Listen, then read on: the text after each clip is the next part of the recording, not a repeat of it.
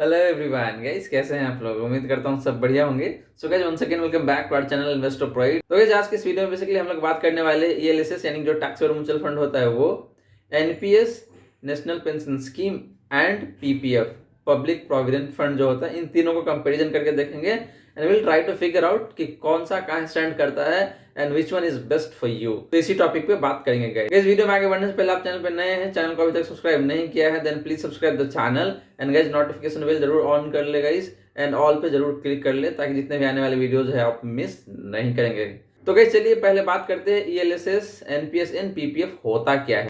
पहले बात करते हैं ईएलएसएस यानी कि इक्विटी लिंक्ड सेविंग स्कीम, और इसको लेमन टर्म में देखा जाए तो इसको टैक्सेबल म्यूचुअल फंड भी बोलते हैं। तो गाइस ये एक तरीके का म्यूचुअल फंड है, इक्विटी म्यूचुअल फंड, जो कि एलिजिबल होता है टैक्स डिडक्शन के लिए under section 80C of the Indian income tax act 1961।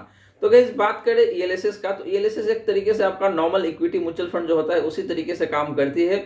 यहाँ भी आप एसआईपी या फिर लमसम के थ्रू इन्वेस्ट कर सकते हैं। गाइज अगर आप ईएलएसएस में इन्वेस्ट करते हैं तो 1.5 लाख तक आपको इनकम टैक्स डिडक्शन मिल जाता है सेक्शन 80C में। और गाइज आप जो भी इन्वेस्ट करते हैं वो 3 साल के लिए लॉक इन हो जाता है, यानी कि लॉक इन पीरियड 3 साल का है। और गाइज मैं बता दूं ये लॉक इन पीरियड कैसे काम करती है। अगर आप लमसम इन्वेस्टमेंट करते हैं तो बहुत सिंपल है, आपने जिस दिन इन्वेस्ट किया उस दिन से 3 साल काउंट किया जाएगा। वहीं अगर आप एसआईपी के थ्रू इन्वेस्ट करते हैं तो वहां पे थोड़ा सा ट्रिकी है कि यहाँ पे तो महीने दर महीने आप इन्वेस्ट करते हैं। तो जैसे आपने पहला महीने में स्टार्ट किया तो पहला महीने से नेक्स्ट 3 ईयर काउंट किया जाएगा फर्स्ट एसआईपी के लिए, एंड सेकंड मंथ का एसआईपी जो होगा उसके लिए काउंट किया जाएगा second month onwards next 3 year तक का। तो इस तरीके से ये लॉक इन पीरियड काम करती है। तो गाइस ये रही बात आपका ईएलएसएस का। जब बात करते हैं एनपीएस का, नेशनल पेंशन स्कीम, एक तरीके का पेंशन स्कीम है which has been started by central government initially for its employee. अपने एम्प्लॉय के लिए स्टार्ट किया गया था, but later on it has been opened for all Indian citizen irrespective of whether he is a self-employed or a employed person। तो आप self employed हो या फिर एम्प्लॉयड हो तो आपके लिए भी ये ऑप्शन खुला रहता है, आप भी इन्वेस्ट कर सकते हैं एनपीएस में। गाइज अगर आप एनपीएस में इन्वेस्ट करते हैं तो आपको 1.5 लाख तक का डिडक्शन तो 80C पे मिल जाता है, प्लस एडिशनल 50,000 का डिडक्शन आपको मिल जाता है सेक्शन 80CCD1B में। तो इन टोटल देखें तो आपको 2 लाख का बेनिफिट मिल जाता है अगर आप इन्वेस्ट करते हैं एनपीएस में। वहीं गाइस बात करें कि एनपीएस में आप जो इन्वेस्ट करते हैं उस अमाउंट को फर्दर कहाँ इन्वेस्ट किया जाता है, जो एनपीएस के फंड मैनेजर होता है उसके द्वारा।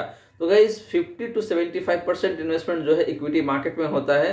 और वहीं अगर बात करें गवर्नमेंट एम्प्लॉय के केस में, तो गवर्नमेंट एम्प्लॉय के केस में देखें तो ये जो परसेंटेज है 50% फिक्स कर दिया गया है, यानी कि जो गवर्नमेंट एम्प्लॉय का जो कंट्रीब्यूशन होगा उसका 50% जो है वो इक्विटी मार्केट में इन्वेस्ट होगा।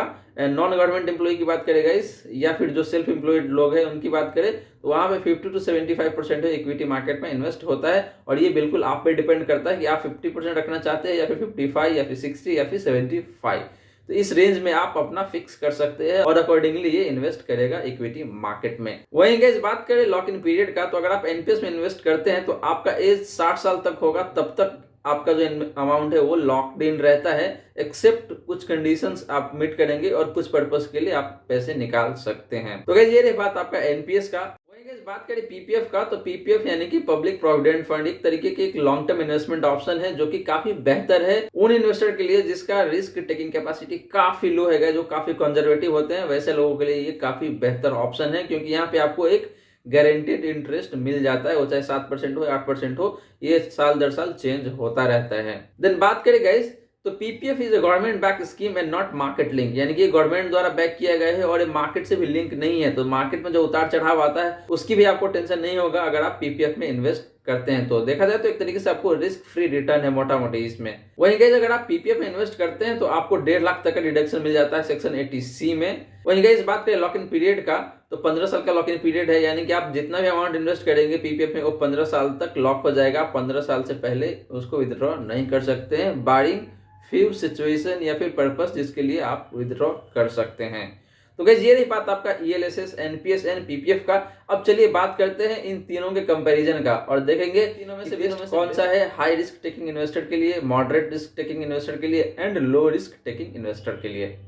तो गाइस जब बात करते हैं कंपैरिजन का, और कंपैरिजन के लिए हमने 6 पैरामीटर लिया हुआ है। पहला पैरामीटर है मैग्नीट्यूड ऑफ रिस्क इन्वॉल्व, दूसरा है बैक बाय गवर्नमेंट, तीसरा income tax reduction on invested amount, चौथा है आपका टैक्स ट्रीटमेंट एट विथड्रॉल, पांचवा है लॉक इन पीरियड, छठा है गाइस रिटर्न, यानी कि सबसे जो इंपॉर्टेंट एस्पेक्ट है वो रिटर्न का, कि आपको कितना रिटर्न मिलता है अगर आप ईएलएसएस में इन्वेस्ट करते हैं, एनपीएस में या फिर पीपीएफ में। तो चलिए गाइस पहले बात करते हैं मैग्नीट्यूड ऑफ रिस्क इन्वॉल्व का। तो वहीं गाइस बात करें ईएलएसएस का, तो सिंस ईएलएसएस मार्केट लिंक है, इक्विटी मार्केट में इन्वेस्टमेंट होता है, इसका जितने भी पैसे होता है, तो इसीलिए गाइस इसका जो रिस्क कैटेगरी है वो हाई में आता है।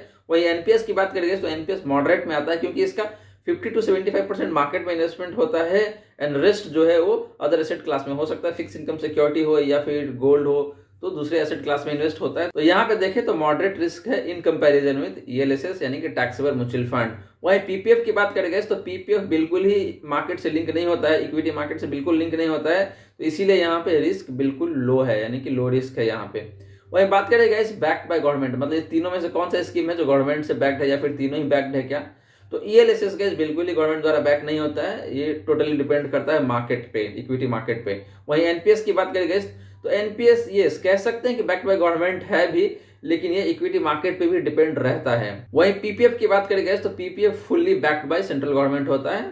अब बात करते हैं income tax deduction on invested amount. अगर आप इन्वेस्ट करते हैं तो आपको कितना तक का इनकम टैक्स डिडक्शन मिल जाएगा एक साल के अंदर, यानी कि विद इन अ ईयर आप कितना क्लेम कर सकते हैं। तो ईएलएसएस की बात करेंगे तो ईएलएसएस में आप इन्वेस्ट करते हैं तो 1.5 लाख अमाउंट आपको मिल जाता है सेक्शन 80C में एज अ डिडक्शन। वहीं एनपीएस की बात करेंगे तो एनपीएस में 1.5 लाख प्लस 50,000 एडिशनल मिल जाता है, तो टोटल देखें तो 2 लाख का डिडक्शन आपको मिल जाता है एनपीएस में इन्वेस्ट करने से। वहीं पीपीएफ की बात करेंगे तो पीपीएफ में आपको 1.5 लाख का ही मिलता है। अब बात करते हैं gas tax treatment at withdrawal का। अगर आप विथड्रॉ करते हैं तो उस समय आपको कितना टैक्स देना पड़ता है या फिर नहीं देना पड़ता है। तो वहीं बात करेंगे ईएलएसएस का, तो ईएलएसएस में देखें तो आपको 10% एलटीसीजी पे करना पड़ता है अगर साल में 1 लाख से ज्यादा गेन होता है आपको तो। वहीं एनपीएस की बात करेंगे तो एनपीएस टोटली टैक्स फ्री है। एंड पीपीएफ की बात करेंगे तो पीपीएफ में भी अप टू 1.5 लाख यानी कि 1.5 लाख तक आपको टैक्स फ्री है, along with accumulated amount and interest earned, तो यहाँ भी आपको टैक्स नहीं देना पड़ता है। लॉक इन पीरियड की बात करेंगे जब, तो लॉक इन पीरियड 3 साल का ईएलएसएस के केस में हमने ऑलरेडी बात किया हुआ है। एनपीएस के केस में है कि जो इन्वेस्टर का एज 60 साल तक रहता है वहां तक लॉक इन पीरियड होता है, उसके बाद ही आप विद्रॉ कर सकते हैं। बट गाइस हाँ, कुछ केसेस ऐसे हैं जहां पे आप विद्रॉ कर सकते हैं अगर आप कुछ कंडीशंस को फुलफिल करते हैं। तो पीपीएफ की बात करेंगे तो पीपीएफ में 15 साल का लॉक इन पीरियड होता है। अब बात करेंगे इस most important aspect of all this 3 scheme, that is return, यानी कि आप प्रॉफिट कितना बनता है सालाना अगर देखें तो। गाइस ईएलएसएस की बात करेंगे तो हिस्टोरिकली देखें तो ये 12 to 15% तो आपको बना के दे ही देता है ऑन एन एवरेज। वहीं एनपीएस की बात करेंगे तो 7 to 10%। वहीं पीपीएफ की बात करेंगे तो 7.1% का इंटरेस्ट रेट चल रहा है करेंटली। बट गाइस मैं एक चीज और बता दूं आपको कि जो ईएलएसएस है ये फुल्ली डिपेंड होता है इक्विटी मार्केट के ऊपर, तो यहाँ पे कोई गारंटीड रिटर्न नहीं है। तो ये जो हमने बात किया 12 to 15%, इससे ज्यादा भी हो सकता है या फिर कम भी हो सकता है, तो इसीलिए 12 to 15% is subject to market risk.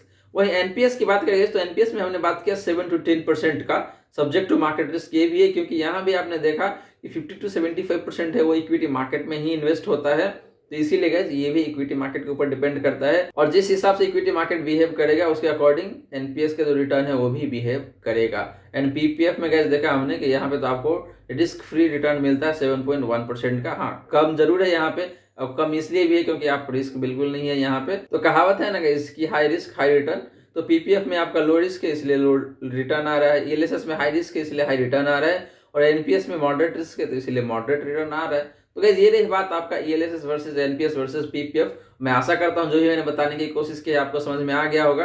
Guys मैं ईएलएसएस पे ऑलरेडी एक डिटेल वीडियो बना रखी है, मैंने उसमें टॉप 5 ईएलएसएस यानी कि टैक्सेबल म्यूचुअल फंड के बारे में बता रखा है, तो आप वो वीडियो भी जाके देख सकते हैं। आपको बड़े आसानी से समझ में आ जाएगा कि आपको कौन सी ईएलएसएस फंड है जिसमें इन्वेस्ट करना चाहिए।